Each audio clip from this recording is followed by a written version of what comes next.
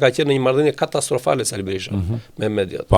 Nuk shkonte do të thënë, nëse shikonte një lajm, qofte një lajm i zakonshëm, por nuk i pëlqente Sali Berishës, braktiste median. Nuk shkonte te media dhe shpallte median armik. Do të thënë, ishte në mentalitetin komunist o me mua o kundër meje, po isha kundër meje me kundërshtarin tim edhe je armiku im. Edhe nuk shkonte tek Lani, tek TV-ja që në atë periudhë, tek televizionet Top Channel kush përdorte kryesisht vetëm shijakun, shijak televizion.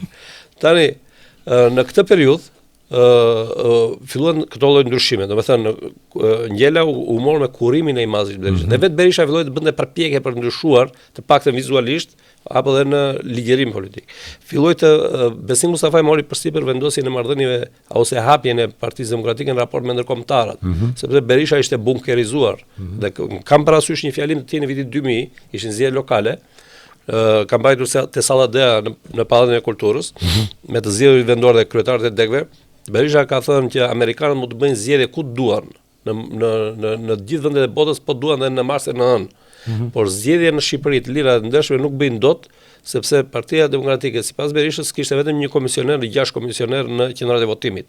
Dhe dy të tjerët që i takonin opozitës, pra që të bëj 3 diku dhe 4 diku, ja kishin dhënë Sabri Godos me Partinë Republikane dhe Ballit Kombëtar, ku Berisha kishte marrëdhënie të ndosur me ata, marrëdhënie konfliktuale. Ne nuk i konsideronte të opozitës ata. Opozitë konsideronte vetëm Partinë Demokratike. Dhe në këto kushte kishte në një armiqësi shumë të madhe me ambasadën amerikane këtu, me OSB-n edhe me gjithë faktorin ndërkombëtar. Ishte tërësisht izoluar, kemi parasysh që vinte nga 97-a. Dhe në këtë periudhë, domethënë ndryrën figura si Besim Mustafaj, Pjetër Arnori e tjerë dhe e zbutën në një farë mënyrë Berishën.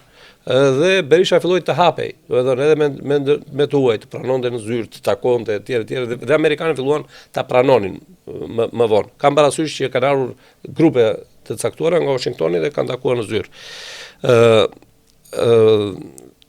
Dhe e fundit ishte që Berisha kishte një kartë fort morale në 2005-ën. Ende në perceptimin e njerëzve, pavarësisht se ndodhen firmat piramidale dhe humbën paratë e shqiptarëve, Berisha vazhdonte të kishte imazhin e një njeriu të ndershëm, i varfër, i pakorruptuar, vazhdonte të banonte ende në pallatin e tij të vjetër, apartamentin e vjetër, edhe duam shkonte kjo. Dhe prandaj Berisha luajti me kartën e duarve të pastra në 2005-ën, bëri atë hapjen, domethënë që megjithëse si kishte të pastra.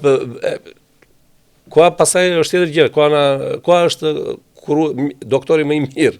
Ai shoron të gjitha, domethënë. Dhe bëri atë hapjen tjetër bashkimin me të gjitha figurat që ishin larguar.